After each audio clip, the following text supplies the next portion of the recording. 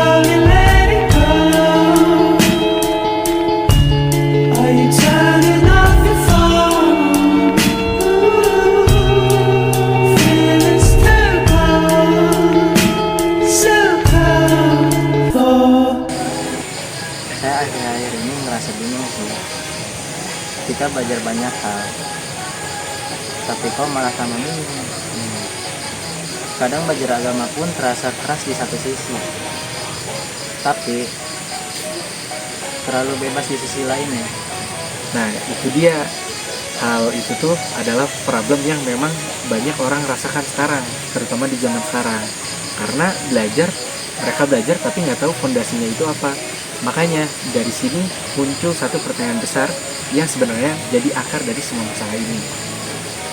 Pertanyaan apa itu? Nah, jadi pertanyaannya adalah sebenarnya orientasi kita ketika menuntut ilmu dalam Islam itu kemana? Aku coba jelasin ya. Jadi yang pertama, Islam itu punya sumber ilmu. Jadi kita sebagai umat Islam nggak hanya cuma menggunakan akal. Nah, ketika kita belajar, itu akan selalu kembali kepada wahyu sebagai fondasi kita.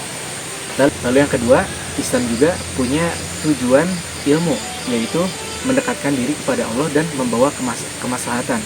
Jadi semakin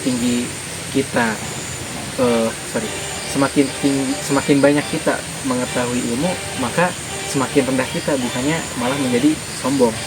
Lalu yang ketiga, Islam punya tata cara ilmu, kayak ada belajar dan memahami konteks. Lalu yang ketiga, Islam juga punya tata cara ilmu. Jadi kita sebagai penuntut ilmu itu wajib memiliki adab. Nah, ini nih yang di zaman sekarang menjadi problem. Banyak orang pintar tapi mereka nggak punya adab. Yang keempat adalah Islam ini punya hubungan antara wahyu dan akal.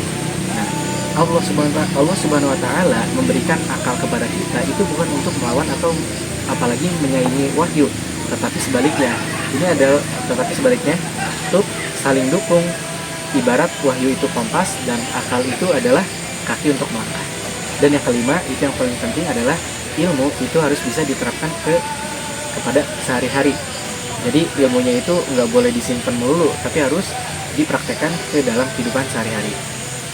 Kalau kayak gitu, berarti orientasi ilmu itu bukan cuma apa yang dipelajari. Betul. Tapi kenapa dan untuk apa ya? Ya, betul banget. Jadi selama kita tahu orientasinya, mau kita belajar agama, sains, astronomi, dan lain-lain, itu kita nggak bakal bikin kita kehilangan arah.